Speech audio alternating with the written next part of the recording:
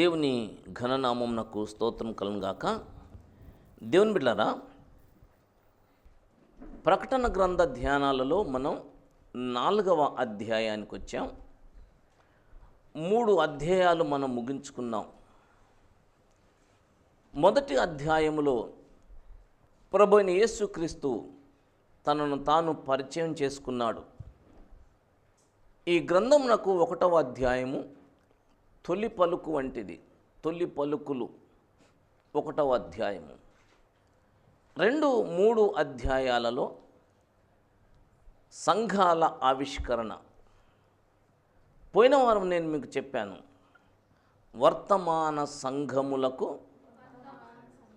క్రీస్తు వర్తమాన సందేశం. వర్తమాన సంఘాలకు ప్రభువైన యేసుక్రీస్తు వర్తమానం ఇచ్చాడు. వర్తమాన సంఘాలకు క్రీస్తు వర్తమానం 2, 3 అధ్యాయాలలో వ్రాశాడు. ఇక 4వ అధ్యాయము మొదలుకొని మరొక నూతన ఆవిష్కరణ ఈ అధ్యాయములో ప్రభువైన యేసుక్రీస్తు ఆవిష్కరించాడు.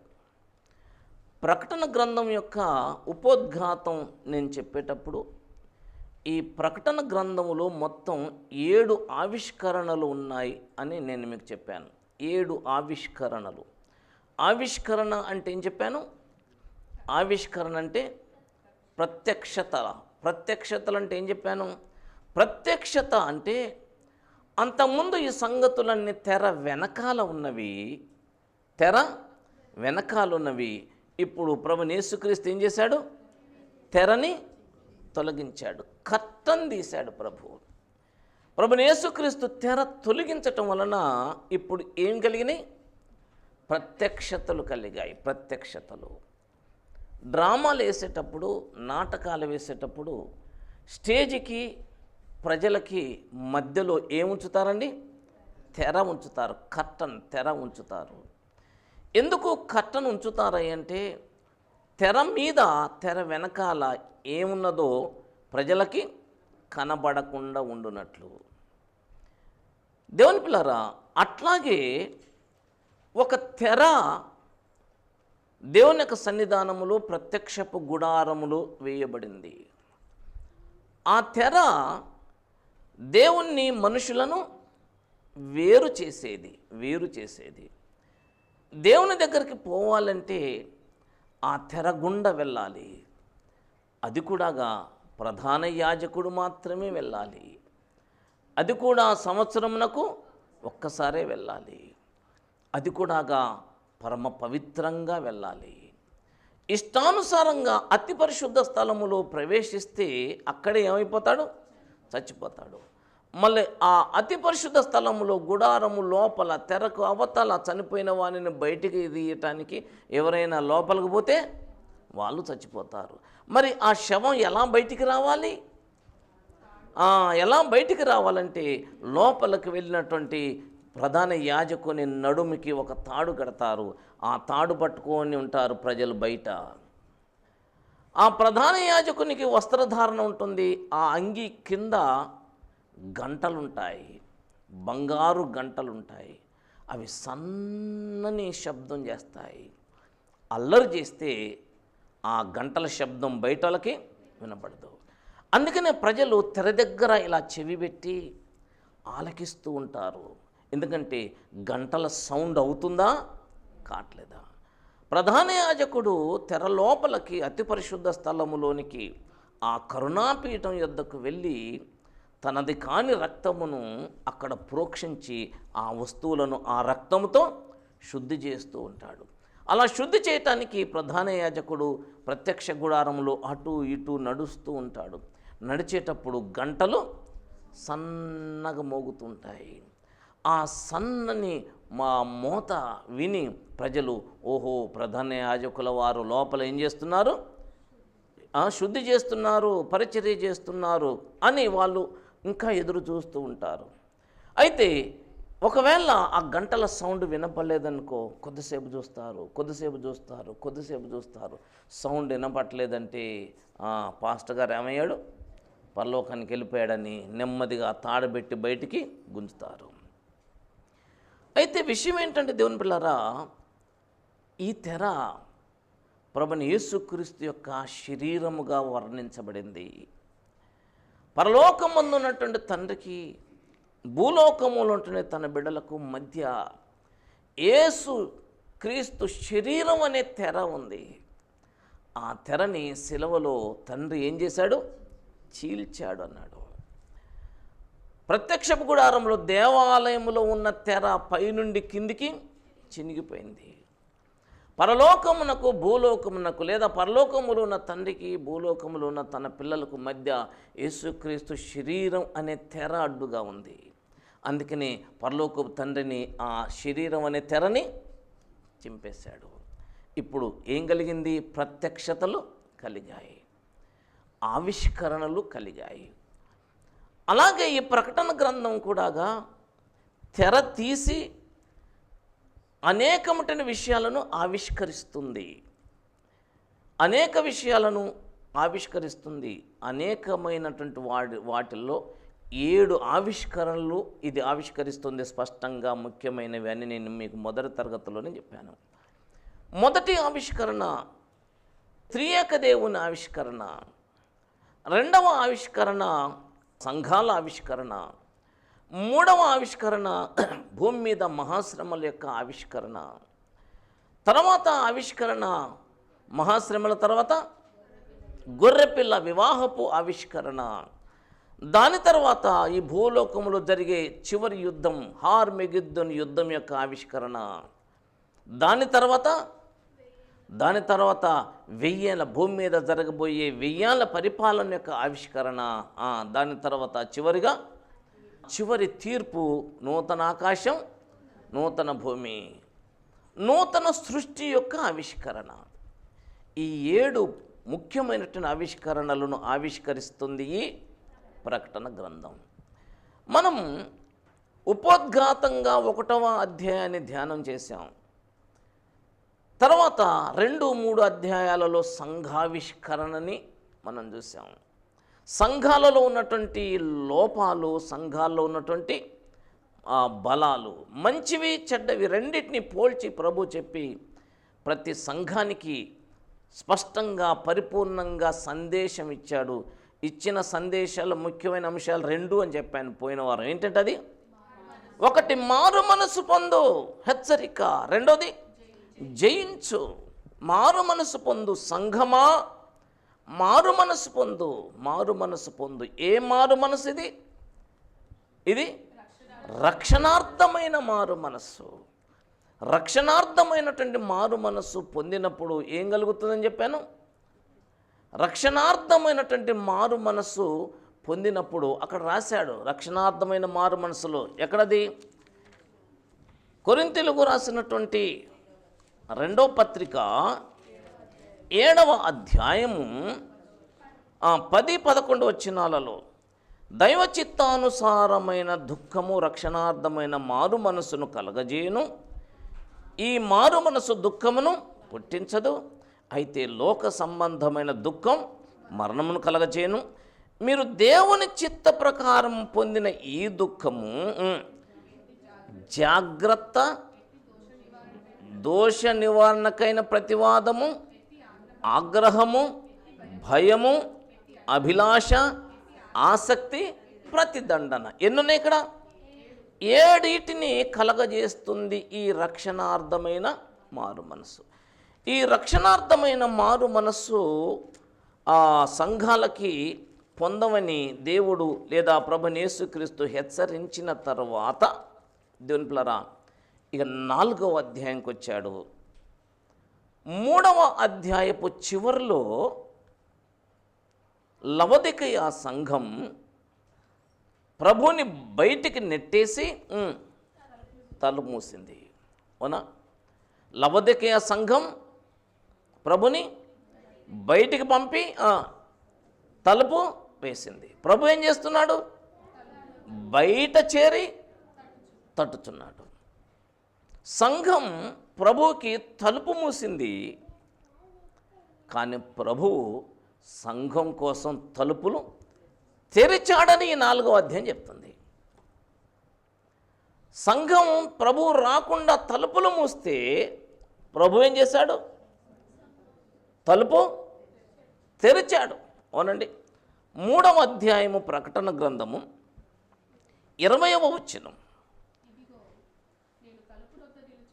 నేను తలుపు నొద్ద నిలుచుండి తట్టుచున్నాను, ఎవడైనను నా స్వరము విని తలుపు తీసిన ఎడల నేను అతని యొద్దకు వచ్చి అతనితో నేను నాతో కూడా అతడును భోజనము చేయుదుము. అంటే ఈయన ఎక్కడున్నాడు? తలుపు అవతలున్నాడు. సంఘం ఏం చేసింది? తలుపు మూసింది. ఇప్పుడు 4వ అధ్యాయం 1వ వచనం చదువుదాం. ఈ సంగతులు జరిగిన తర్వాత నేను చూడగా అదిగో పరలోకమందు ఒక తలుపు తెరవబడి ఉండెను. సంఘం ఏం చేసింది? తలుపు మూసింది. ప్రభు ఏం చేశాడు? తలుపు తెరిచాడు. సంఘం తలుపు మూసింది, ప్రభు తలుపు తెరిచాడు. ఇప్పుడు తలుపు తెరచి ప్రభు అంటున్నాడు, నువ్వు రా, నా దగ్గరికి రా. నేను నీ దగ్గరికి రాకుండా నువ్వు తలుపేసుకున్నావు, నీవు నా యొద్దకు రా. దేవుని పిల్లరా, ఎక్కిపోయిన వానికి కలుగు ప్రత్యక్షత. నేడు మనం ధ్యానం చేసేటువంటి ధ్యానాంశం ఏంటంటే, ఎవరికండి? ఎక్కిపోయిన వానికి కలిగే ప్రత్యక్షత. దిగిపోయిన వానికి కాదు, ఎక్కిరా అంటున్నాడు ఇక్కడ. తలుపు తీశాడు, తలుపు తీసి ఎక్కిరా అంటున్నాడు. 1వ వచనం చివర్లో ఇక్కడికి ఎక్కిరమ్ము, ఇక్కడికి ఎక్కిరమ్ము. దేవుని బిడ్డలారా, ఒక మనుషుడు యెరూషలేము నుండి యెరికోకి దిగిపోతున్నాడు అన్నాడు లూకా వ్రాసిన సువార్త. లూకా సువార్తకు రండి ఒకసారి. 10వ అధ్యాయము, లూకా సువార్త 10వ అధ్యాయము 30వ వచనం. అందుకు యేసు ఇట్లనెను, ఒక మనుషుడు యెరూషలేము నుండి యెరికో పట్టణమునకు దిగి వెళ్ళుచు దొంగల చేతిలో చిక్కెను. వారు అతని బట్టలు దోచుకొని అతని కొట్టి కొర ప్రాణముతో విడిచిపోయారు. దిగి వెళ్ళుచుండెను. ఇక్కడ ప్రకటన గ్రంథం 4వ అధ్యాయం 1వ వచనంలో చివర్లో ఏం చెప్పాడు? ఎక్కిరమ్ము అంటున్నాడు. ఎక్కిరమ్ము. దిగిపోతే దొంగల చేతిలో చిక్కాడట. ఎక్కొస్తే పరలోక రాజదర్బారు యొక్క ఆవిష్కరణలు, ప్రత్యక్షతలు కలుగుతాయి. నేటి ధ్యానాంశం ఏం చెప్పాను నేను? ఎక్కిపోయిన వానికి కలిగే ప్రత్యక్షతలు. ఎక్కిపోయిన వానికి పరలోక రాజదర్బారు తలుపు తెరవబడుతుంది. ఇక్కడ ఏమన్నాడంటే 4వ అధ్యాయంలో, ఈ సంగతులు జరిగిన తర్వాత నేను చూడగా అదిగో పరలోకమందు ఒక తలుపు తెరవబడి ఉండెను. ముందు తలుపు తెరిచాడు, తర్వాత నేను మొదట వినిన స్వరము బూరధ్వని వలె నాతో మాటలాడగా వింటిని. మొదట వినిన స్వరము ఎక్కడున్నాడు? మొదట పద్మసు లంకలో, పద్మస్ ద్వీపంలో స్వరం విన్నాడు. 1వ అధ్యాయము 10వ వచనం, 1:10. ప్రభువు దినమందు ఆత్మవశుడనై ఉండగా బూరధ్వని వంటి గొప్ప స్వరము మాట్లాడుతున్నాడు. అప్పుడు ఎక్కడున్నాడు ఆయన? 9వ వచనంలో చెప్తున్నాడు. ఎక్కడున్నాడండి? పద్మాస్ ద్వీపమున పరవాసినైతేనే. మొదట వినినటువంటి స్వరం మళ్ళీ ఇప్పుడు మాట్లాడుతుందంట. 4వ అధ్యాయంలో మొదట వినిన స్వరం ఎవరి స్వరం అండి? అది ఎవరిదండి? మనుష్య కుమారుని యొక్క స్వరము. మనుష్య కుమారుడు ఆయన అంటున్నాడు 1వ అధ్యాయము 18వ వచనములో, నేను మొదటివాడను, కడపటివాడను, జీవించువాడను, మృతుడనైతిని గాని ఇదిగో యుగ యుగములు సజీవుడనై ఉన్నాను. అంటే ఇక్కడ 4వ అధ్యాయంలోను 1వ అధ్యాయంలోను మాట్లాడిన స్వరం ఎవరిది అంటే మనిషి కుమారుడు అంటే ఎవరు? ప్రభువైన యేసుక్రీస్తు యొక్క స్వరం. స్వయంగా యేసయ్యే మాట్లాడుతున్నాడు. ఈ సన్న స్వరమన్నా నీవిప్పుడైనా విన్నావా, ఏ సన్న స్వరమన్నా. బాగా గుర్తుపెట్టుకొని దేవుని పిల్లరా, ప్రభువైన యేసుక్రీస్తు నీతో మాట్లాడితే ఎప్పుడైనా కానీ నీ అంతస్తు, నీ స్టేటస్ పెరుగుతుంది, కానీ నీ స్టేటస్ ఎప్పుడు తగ్గదు. ఆయన ఎక్కి రమ్మంటాడే కానీ ఆయన దిగరమ్మండు. ఎక్కలేనంత ఎత్తుకి అన్నాడు, ఎక్కలేనంత ఎత్తుకి ఎక్కించువాడు అన్నాడు.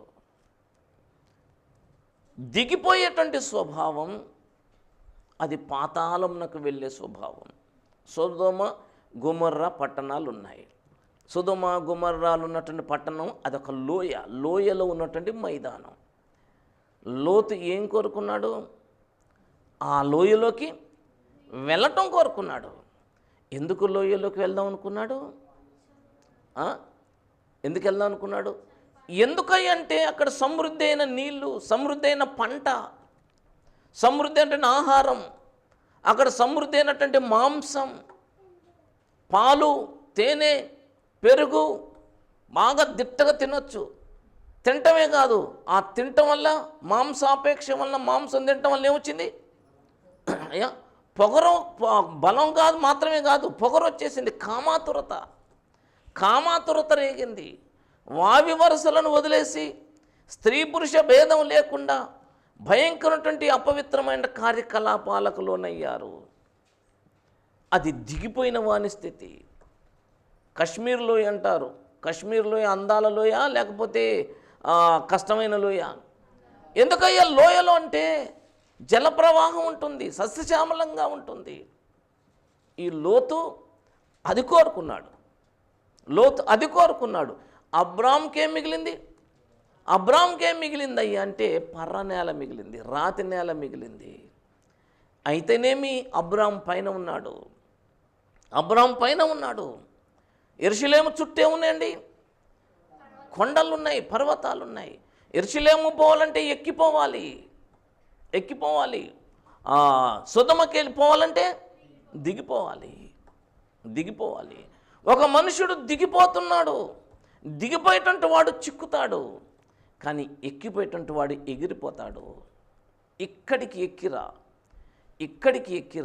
దేవుని పిల్లరా, ప్రభువైన యేసుక్రీస్తు ఈ భూలోకంలో నరుడుగా ఉన్నప్పుడు అపవాది చేత 40 దినాలు శోధించబడ్డాడు. 40 దినాలు ఉపవాసం ఉన్నాడు. 40 దినాలు తీరిన తర్వాత 3 బలమైన శోధనలు జరిగాయి. ఆ 3 బలమైన శోధనలు ఏం చేశాడు? ప్రభు తిప్పికొట్టాడు, జయించిన తర్వాత ఆయన ప్రజల మధ్యకు వచ్చి అనేక రోగులను స్వస్థపరిచాడు, అనేక దయ్యములను వెళ్ళగొట్టాడు. అనేక రోగులను స్వస్థపరిచి దయ్యములను వెళ్ళగొడితే గొప్ప జనసమూహం ఆయనను వెంబడించారు.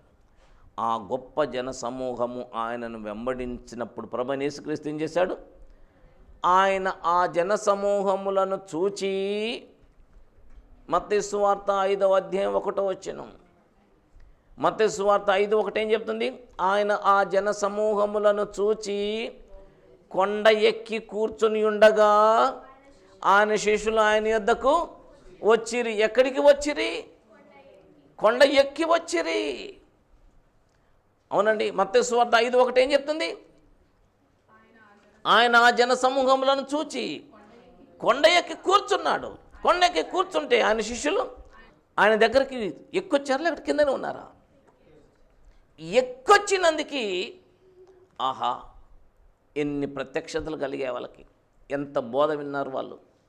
యేసయ్య నోరు తెరచి వారితో ఇలాగ మాట్లాడను అన్నాడు అనండి. అప్పుడు ఆయన నోరు తెరచి ఇలాగూ బోధింపసాగెను. దేవుని పిల్లరా, గ్రహించండి, మనం ప్రభు ఉన్న చోటికి ఎక్కిపోవటం నేర్చుకోవాలి. ప్రభు దగ్గరికి ఎక్కిపోవటం నేర్చుకోవాలి. మన లెవెల్ అన్నటువంటిది పెరగాలి. లెవెల్ పెరగటం అంటే వినండి, లెవెల్ పెరగటం అంటే, పైకి ఎక్కటం అంటే క్రిందున్నటువంటి వాటన్నిటిని మర్చిపోవాలి. పైకి ఎక్కటం అంటే క్రిందున్నటువంటి ఆశలను విడిచిపెట్టాలి. పద్మసు లంకలో ఉన్నవాడు ప్రభు యొద్దకు వెళ్ళిపోయాడు, పరలోకంకి వెళ్ళిపోయాడు. క్రిందున్న వాటిని ఏం చేస్తాడండి? విడిచిపెట్టాడు. పౌలు కొలసి సంఘంతో ఏం చెప్పాడు? మీరు క్రీస్తుతో పాటు లేపబడిన వారైతే పైనున్న వాటి మీద మనసు పెట్టండి. పైనున్న వాటి మీదనే కానీ భూ సంబంధమైన మనసు పెట్టుకోకండి అన్నాడు. కొలసి 3వ అధ్యాయము, కొలసీయులకు రాసినటువంటి పత్రిక 3వ అధ్యాయము 1-2 వచనాలు చదువుకుంటూ పోతే, మీరు క్రీస్తుతో కూడా లేపబడిన వారైతే పైనున్న వాటినే వెదకుడి. అక్కడ అంటే ఎక్కడ? పైన క్రీస్తు దేవుని కుడిపార్శ్వమున కూర్చుండి ఉన్నాడు. పైన వాటి మీదనే కానీ భూ సంబంధమైన వాటి మీద మనసు పెట్టుకోకండి.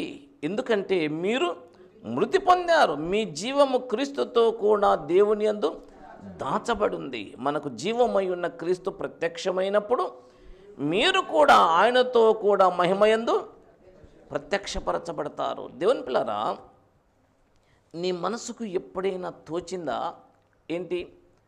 నా జీవం క్రీస్తుతో పాటు దేవుని యందు అక్కడ దాచబడింది అని ఎప్పుడైనా తోచిందా? మనం ఇక్కడ బ్రతుకుచున్న అక్కడి వారం. నా మాట అర్థమైందండి? మనం ఎవరో ఇక్కడ బ్రతుకుచున్న అక్కడి వారం. ఇక్కడ ఏం చేస్తున్నాం? ఇక్కడికి మనం ఏం చేస్తున్నామంటే, మనకు నిలవరమైనటువంటి పట్టణం ఇక్కడ లేదని మనకు తెలుసు. ఇక్కడ మనం కేవలం కొంతకాలం యాత్రికులుగా ఉంటాం. ఇక్కడ ఉంటూ దేవుని పిల్లరా, అక్కడికి ఇక్కడ దానిని మనం ట్రాన్స్పోర్ట్ చేస్తూ ఉంటాం, ఎక్స్పోర్ట్ చేస్తూ ఉంటాం, అక్కడ సంపాదించుకుంటూ ఉంటాం.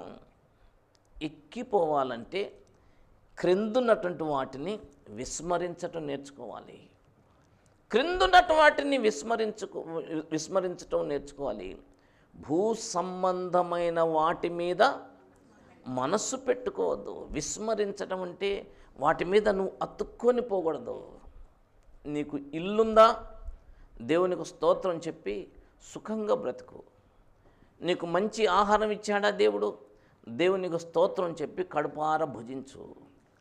దేవుడు నీకు మంచి ఈవులనిచ్చాడా? అవునండి. గృహము, ఆహారము, వస్త్రాలు, వస్తువులు, వాహనాలు, ధనం ఇంకేమనుందా? దేవుడు నీకు ఇచ్చిన గృహమును బట్టి, దేవుడు నీకు ఇచ్చిన ఆహారంను బట్టి, దేవుడు నీకు ఇచ్చిన వస్త్రాలను బట్టి, దేవుడు నీకు ఇచ్చిన వస్తువులను బట్టి, దేవుడు నీకు ఇచ్చిన వాహనాలను బట్టి, దేవుడు నీకు ఇచ్చిన ధనాన్ని బట్టి దేవుని స్తుతించి అనుభవించు. కానీ మనసు పెట్టుకోవద్దు. అవునండి. ప్రభువా, కైసరుకు పన్ను ఇవ్వాలన్నా వద్దా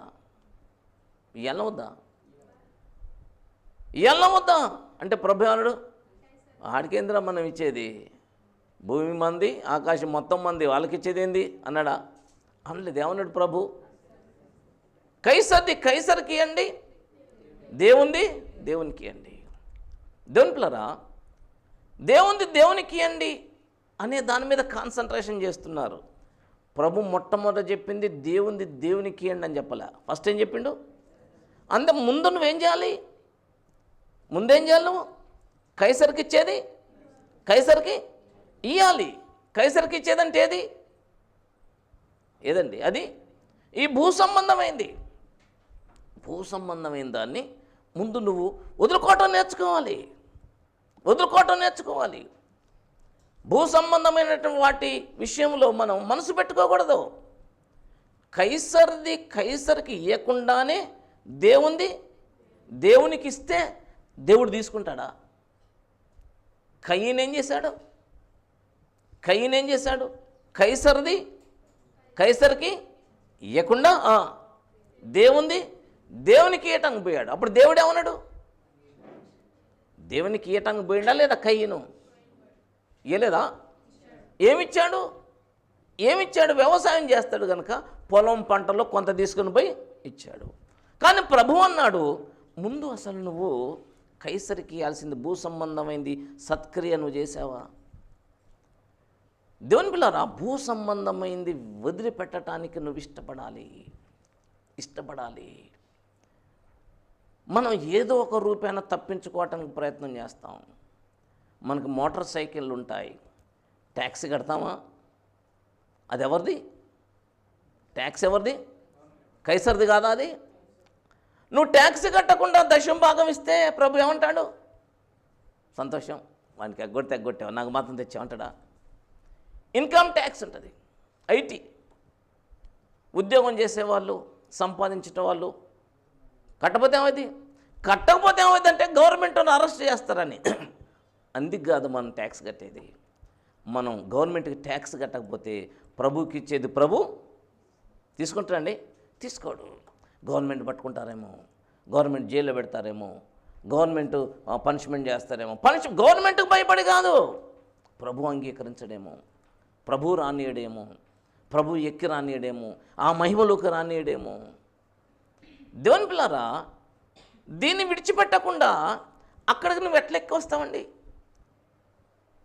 ఎట్లా వస్తావు? నీ నడుముకి పెద్ద డోలు, నువ్వు చిన్న రంధ్రంలో వెళ్ళబడతావు. నీ నడుముకి పెద్ద రోలు కట్టుకున్నావు, రోలు కట్టుకుంటావు, ఎట్లా ఎగురుతావు? సాధ్యమవుతుందా? ఇక్కడికి ఎక్కిరా. దేవుని పిల్లారా, నిజంగా యోహాను ఎంత ధన్యుడండి, అక్కడికి ఎక్కిపోయాడు. నాకు చెప్పండి, యోహానికి భార్య లేదా? యోహానికి పిల్లలు లేరా? యోహానికి కుటుంబం లేదా? పద్మసు లంకలో చేరి ఏంటి ఆయన ఏడుపు? దేవా, నా భార్య ఏం చేస్తుందో, దేవా నా పిల్లలు ఎట్లయిపోయారో, దేవా నేనైతే ఈ పాముల తేల మధ్య ఉన్నాను. అదా ఆయన ఏడుపు? ఏంటి ఆయన ఏడుపేంటి? ప్రభువా, ఈరోజు ప్రభు దినం, నాకు సంఘం లేదు, నాకు సహవాసం లేదు. ప్రభువా, నేను ఒంటరిని అయిపోయాను. నేను ఆరాధించడానికి, కలిసి పాడపడటానికి, ప్రార్థన చేసి యేసునామం వేడుకొంచున్నాము తండ్రి అంటే కనీసం ఆమెనంటోడు లేడు. అది ఆయన బాధ. పైనున్న వాటిని వెతుకుతున్నాడు. ప్రభు ప్రత్యక్షమయ్యాడు. యోహాను, నేనున్నాను. ఆ స్వరం ఎట్టనబడిందటండి, బూరధ్వని వలె. నీవు స్పీకర్వి, నీవు కాపరివి, నువ్వు బోధకుడివి. ఈ లంకలో చేరి 7 సంఘాలకి బోధించు. ఇప్పుడు నువ్వు 7 సంఘాలకు బోధించు, 7 ఉత్తరాలు రాయి అన్నాడు దేవుడు. లంకలో చేరి 7 ఉత్తరాలు రాశారు. 7 సంఘాలకి లెటర్స్ వెళ్ళిపోయాయి. ఇప్పుడు ప్రభు అన్నాడు, ఓకే ఇక చాలు, ఇప్పుడు ఏం చేయను? పైకి వచ్చాయి. ఇప్పుడు పైకి వచ్చేసాయి. పైకి రమ్మని ఎప్పుడు పిలిచాడు? తలుపు తీసి, తలుపు తెరచి. దేవుని పిల్లరా, మనం తలుపు గట్టిగేసుకొని లోపల ఉండి, మనం ఏమంటామంటే, ప్రభువా నేను రాలేనులే కానీ నువ్వే రా. ప్రభు అంటున్నారు, ఓకే నేను వద్దామంటారా? మీరేం చేస్తున్నారు? తలుపు పెట్టుకున్నారు. తలుపు పెట్టుకొని రా అంటాం మనం. ఆయన తలుపు తీసి, ఎంత తేడా ఉందో అర్థం చేసుకోండి. ఎంత తేడా ఉందండి, ఎంత తేడా ఉంది. ఆలోచించండి దేవుని బిడ్డలారా. నా హృదయపు తలుపులు తెరచుకొని నా ప్రియుని కొరకు కనిపెట్టెదను. దేవుని పిల్లరా, ఆయన దగ్గరికి నువ్వు ఎక్కిపోవటానికి ముందు ఆయన అంటున్నాడు, నేను వస్తా నీ దగ్గరికి, తలుపు తీస్తావా అంటున్నాడు. తలుపు తీస్తే ఆయన నీ దగ్గరకు వచ్చి ఏమంటాడంటే, యోహాను నేను నీ దగ్గరకు వచ్చాను కదా, నువ్వేం చేయంటే, అదిగో నీకోసం ఈ తలుపు తెరిచాను, అక్కడికి వచ్చేయి అంటాడు. అసలు ప్రాబ్లం ఏంటంటే, తలుపు ఎందుకు తీయమంటే మనం అక్కడికి రమ్మంటాడని. ఓ అబ్రాము, మీ నాన్న విడిచిపెట్టు, నీ దేశాన్ని విడిచిపెట్టు, నీ స్వజనంలో విడిచిపెట్టు, నీ పిల్ల సమస్తం విడిచిపెట్టి నేను నీకు చూపించే దేశానికి రా, మొత్తం విడిచిపెట్టిరా. ఏం బాలేదు ప్రభు, అదేదో నువ్వే ఎక్కడికి రారాదు, అదేదో నువ్వే ఎక్కడికి రారాదు. సరే ఓకే, నేను వస్తామంటే నువ్వేం చేస్తున్నావు? మళ్ళీ ఆయన తన స్వకీయుల యొద్దకు వచ్చెను, ఆయన స్వకీయులైనను అంగీకరించలేదు. నశించిన దానిని వెతుక్కుంటూ వస్తున్నాడు. వెతుక్కుంటూ వస్తే ఎక్కడోడక్కడే తలుపులు పెట్టుకొని ఉంటున్నాడు. తలుపులు ఎందుకు పెట్టుకుంటున్నారో అర్థమైందా మీకు? తలుపులు ఎందుకు పెట్టుకుంటున్నారంటే ఆయన వస్తే ఏమంటాడు? ఎక్కిరమంటాడు. ఎక్కిరమంటే ఏం చేయాలి? విడిచిపెట్టాలి. విడిచిపెట్టడానికి నీ మనసు అంగీకరిస్తుందా? విడిచిపెట్టడానికి నీ మనసు అంగీకరిస్తుందా? విడిచిపెట్టడానికి నీ మనసు అంగీకరించకపోతే దేవుని పిల్లరా, నువ్వు అక్కడికి ఎలా ఎక్కిపోతావు? దేవుని యొక్క వాక్యం స్పష్టంగా చెప్తుంది. పౌలు క్లియర్గా చెప్పాడు. ఏం చెప్పాడంటే, ఇక మీదట ఏం చేయమన్నాడు? కలిగిన వారు తమకు కలిగింది తమది కానట్టుండండి. అదొక్కటన్న ప్రాక్టీస్ చేయండి. మీరు అలా ఉండకండి. ఇక నుంచి ఏడ్చువారు ఏడవనట్టుండండి. కొరింథీయులకు రాసిన మొదటి పత్రిక 7వ అధ్యాయము, కొరింథీయులకు రాసిన మొదటి పత్రిక 7వ అధ్యాయము 29వ వచనం 30వ వచనం చదివితే, సహోదరులారా, నేను చెప్పున్నదేమనగా, కాలము సంకుచితమై ఉన్నది గనుక ఇక మీదట భార్యలు కలవారు భార్యలు లేనట్టును, ఏడ్చువారు ఏడవనట్టును, సంతోషపడువారు సంతోషపడనట్టును, కొనువారు తాము కొనినది తమది కానట్టును, ఈ లోకము అనుభవించువారు అమితముగా అనుభవింపనట్టును ఉండవలెను. ఎలయనగా ఈ లోకపు నటన ఏమవుతుంది? గతించిపోతుంది. మీరు చింతలేని వారై ఉండవలనని కోరుచున్నాను. చెప్పండి నాకు జవాబు. చింతలు ఎందుకండి? చింతలు ఎందుకంటే ఉన్న వాటిని లేనట్టుగా ఉండటం. అక్కడ ఏమనండి? అంతేనా? ఏం చెప్పాడు? 29 వచ్చిన భార్యలు కలవారు భార్యలు లేనట్టుండాలి. తర్వాత ఏడవనట్టుండాలి, సంతోషపడనట్టుండాలి, కొనేవాళ్ళు కొన్నది తమది కానట్టుండాలి, అనుభవించేటోళ్ళు అనుభవించనట్టుండాలి. అప్పుడు చింత లేకుండా ఉంటావు. చింతలేని వారై ఉండాలంటే నీకున్నది లేనట్టుండు. నీకు ఆస్తుంది, అది లేనట్టుండు. దాన్ని పట్టుకొని ఉన్నావు అనుకోండి, చింత కలిగి ఉంటావు. అంతేకాదు, అది నిన్ను పైకి రానియదు. ఏదో పెద్దలు చెప్తుంటారు కథ. పైకి రావాలంటే ఏం చేయాలి? ఒక ఆయనంట సూదిగట్టు లాంటి దుగం మీద రోడ్డు ఒక దారి మీద, సన్నటి దారి మీద వెళ్తుందంట. ఆ దారిలో ఎడమవైపు కుడివైపు పెద్ద లోయ ఉంది. సూదిగట్టులాగా సన్నటి ఏమంటారు దాన్ని, బాట ఉంది. ఆ సన్నటి బాట మీద జాగ్రత్తగా పోతూ ఉండాలి. జాగ్రత్తగా పోతున్నాడు. మధ్యలోకి వెళ్ళిన తర్వాత కాలు జారింది.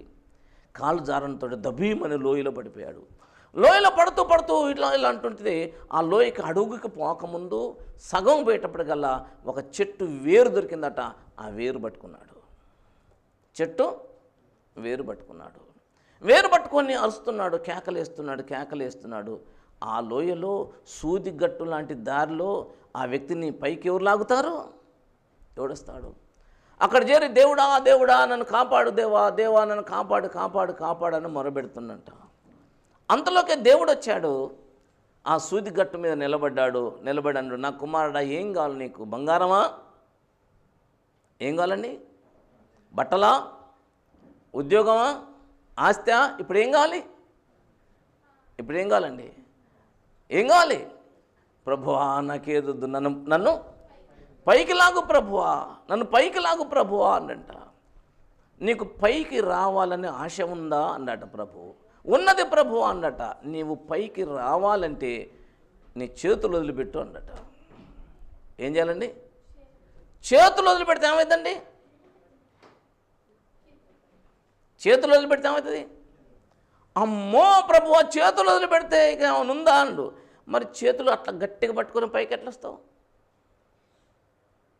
పైకి రావాలంటే ఏం చేయాలి?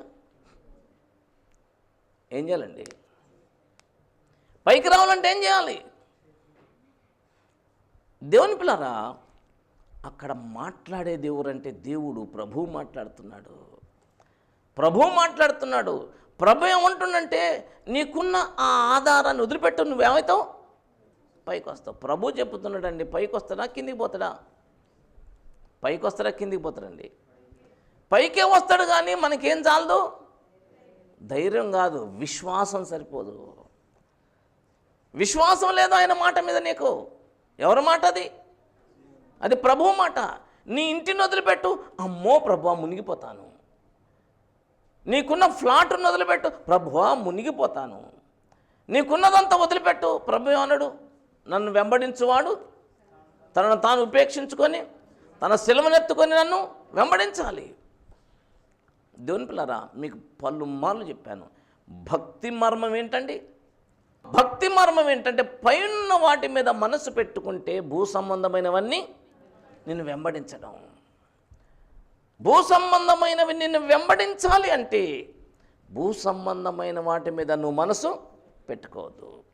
భూ సంబంధమైన వాటి మీద మనసు పెట్టుకోకుండా పరలోక సంబంధమైన వాటి మీద మనసు పెట్టుకుంటే అటు పరలోక సంబంధమైనవన్నీ నీకు దక్కుతాయి. భూ సంబంధమైనవన్నీ నీ వెంట వస్తాయి, నిన్ను వెంబడిస్తాయి. ఇదే భక్తి మర్మం. కానీ మనకేం చాలదు? విశ్వాసం సరిపోదు. అమ్మో ప్రభువా, చెయ్యి వదిలి పెడితే ఇంకేమనుందా? చెయ్యి వదిలి పెడితే ఏమైందండి? చెయ్యి వదిలి పెడితే నిజంగా చెప్పండి, ప్రభు సూది గట్టు లాంటి ఆ దుగం మీదకి వచ్చి, ఆ దారి మీదకి వచ్చి నీ చేతులు వదిలిపెట్టు అన్నాడు ప్రభు. చేతులు వదిలిపెడితే ఏం జరుగుతుంది? అక్కడ చెప్పేది ఎవరు? అక్కడ చెప్పేది ప్రభువు చెప్తున్నాడు. ప్రభు ఏమంటున్నాడు? చేతులు వదిలిపెట్టు అంటున్నాడు. ప్రభు చెప్తున్నాడు చేతులు వదిలిపెడితే ఏం జరుగుతుంది? అక్కడ మాట ఇచ్చింది, మాట చెప్పింది సర్వాధికారి అయినటువంటి దేవుడు. ఆయనను విడిచిపెట్టు అంటే విడిచిపెడితే నువ్వు పైకే వస్తావు, దూది పింజంలాగా. కానీ నువ్వు ఎంత మాత్రం గుండులాగా కిందపడి చావవు. దుష్టుడు అంటాడు, అమ్మో అదంతా ఉట్టిదేరా అంటాడు. దుష్టుడు అంటాడు, అట్టట్టుకో తన్నే కోదు, గట్టిగా పట్టుకో అంటాడు. గట్టిగా పట్టుకో. దేవునికి ఇవ్వటం సంగతి తర్వాత, కైసరుది మాత్రం కైసరికి ఇయ్యొద్దు అంటాడు. దేవుని పిల్లరా, ఆలోచించండి.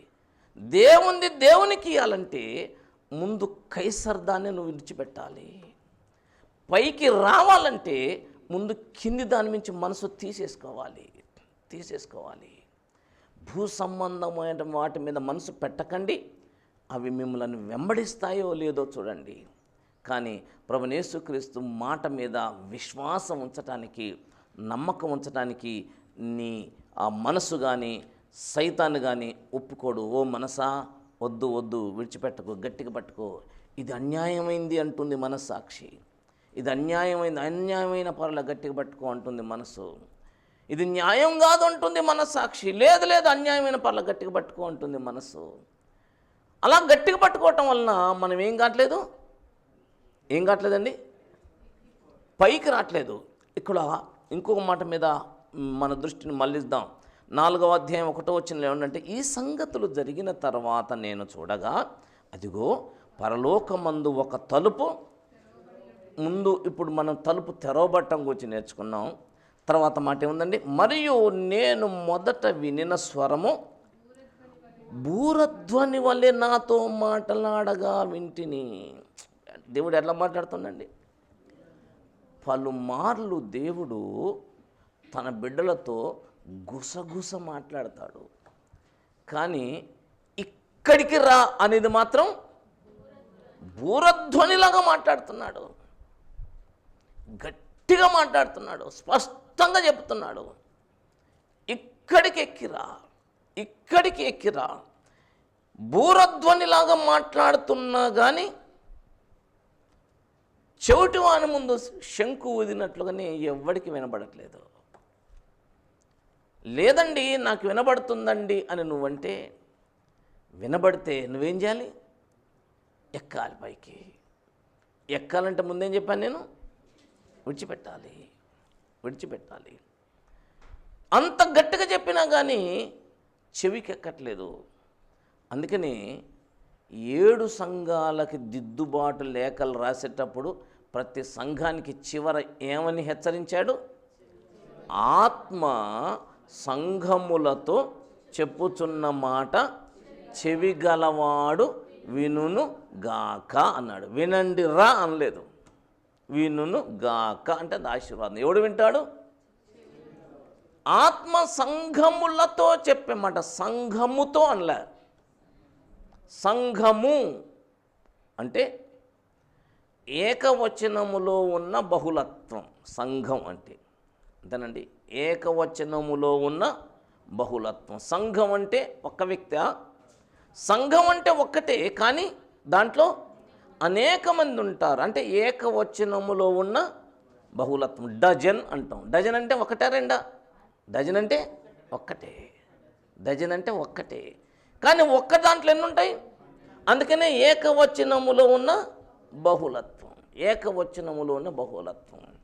దేవుడు అంటాం. దేవుడు అంటే ఏకవచనం కానీ దాంట్లో త్రిత్వం ఉంటుంది, బహుళత్వం. దేవుడు అంటే త్రియేక దేవుడు, త్రిత్వం ఉంటుందల్లా. అవునండి. నెల అంటాం. నెల అంటే ఏకవచనం బహువచనమా? ఏకవచనం కానీ దాంట్లో 30 రోజులు ఉంటాయి, బహుళత్వం. ఇక్కడ ఏమంటుండు? సంఘము అనలే, సంఘములతో. సంఘం అంటేనే ఏకవచనములో ఉన్న బహుళత్వం. సంఘములు అంటే బహుళత్వములో ఉన్న బహుబహుళత్వం. అది అంటే ఎంతమందితో మాట్లాడుతున్నాడు దేవుడు? సంఘముతో కాదు, ఎవరితోటి? సంఘాలతో. అంటే ఏం చెప్పాను? బహుళత్వములో ఉన్న బహుబహుళత్వాలతో మాట్లాడుతుంటే ఎంతమంది వింటున్నారట? చెవిగలవారు అన్నాడా? చెవిగలవాడు అన్నాడు. అంతే. అంటే అనేక సమూహాలతో మాట్లాడినా ఎంతమందికి వినబడుతుంది? ఒకడికే. చెవిటోని ముందు శంకు ఊదినట్లే. ఇంకెంత లోతైన వాక్యం అని చెప్పండి. అనేకులకి వాక్యం కావాలి, అనేకులకు వాక్యానుసారంగా జీవించాలన్నటువంటి ఆశ ఉండదు. వాంఛ. దావీదులో ఉన్న వాంఛ ఏంటిది? అయ్యా వాక్యానుసారంగా నేను బ్రతకాలి, వాక్యానుసారంగా మాట్లాడాలి, వాక్యానుసారంగా చూడాలి, వాక్యానుసారంగా వినాలి, వాక్యానుసారంగా ఆలోచించాలి, వాక్యానుసారంగా ప్రవర్తించాలనే ఒక వాంఛ. దేవుని పిల్లరా, ఇర్మియా ప్రవక్తతో దేవుడు అంటాడు. ఇర్మియా ప్రవచిస్తున్నాడు. ఇర్మియా ఏమని ప్రవచిస్తున్నాడు? ఒక్కసారి ఇర్మియా గ్రంథంలోకి రండి. ఇర్మియా గ్రంథము 5వ అధ్యాయము 1వ వచనం. 5:1 యెరూషలేము వీధులలో అటు ఇటు పరుగెత్తుచూ చూచి తెలుసుకోండి. ఎక్కడట? ఏం చేయాలట? అటు ఇటు పరిగెత్తుకుంటూ చూడండి, దాని రాజవీధులలో విచారణ చేయండి. పరిగెత్తుకుంటూ మీరు చూడండి, మళ్ళీ తర్వాత అడగండి, విచారణ చేయండి. న్యాయము జరిగించుచు నమ్మకముగా నుండ యత్నించుచున్న ఒకడు మీకు కనబడిన యెడల నేను దాన్ని క్షమిస్తాను. మళ్ళీ చదవండి, అక్కడే ఉంది. న్యాయము జరిగించుచు నమ్మకంగా ఉండటానికి ప్రయత్నం చేసినాడు. కనీసం ఒక్కడ నమ్మకంగా ఉండేవాని గురించి మాట్లాడలే. నమ్మకంగా ఉండటానికి కనీసం ప్రయత్నం కూడా చేయవు. నమ్మకంగా ఉండాలి నేను అన్ని గుండెలో ఒకసారి కనీసం అనుకోలేవా? వాక్యానుసారంగా బ్రతకాలి అని కనీసం అనుకోలేవా? భూసంబంధమైన వాటిని విడిచిపెట్టాలని అనుకోలేవా? కనీసం మనసులో అనుకోలేవా? ఆ వేరుని పట్టుకొని అట్టనే ఉండు. ఉండిన తర్వాత ఆ వేరైనా తెగిపోద్ది, నీ చేతులైనా నొప్పి ఉట్టి వదిలేస్తావు, రాలిపోతావు, లాస్ట్కి ఇటు కాకుండా అయిపోతుంది నీ బతుకు. ప్రభు అన్నాడు లవొదికయ సంఘంతో, నిన్నేం చేస్తాను, ఉమ్మేస్తానన్నాడు. నువ్వేమనుకుంటున్నావు, నేను ధనవంతుడను, ధనవృద్ధి చేసుకున్నాను, అవునండి, నాకేమి కొదువా నువ్వు అనుకుంటున్నావు. ప్రభు అంటూ, నువ్వు దరిద్రుడివి, దిక్కుమాలినోడివి, దిగంబరుడివి, నువ్వు ఎటు పనికి మాలంటున్నాడు, ఉమ్మేస్తా నిన్ను అంటున్నాడు.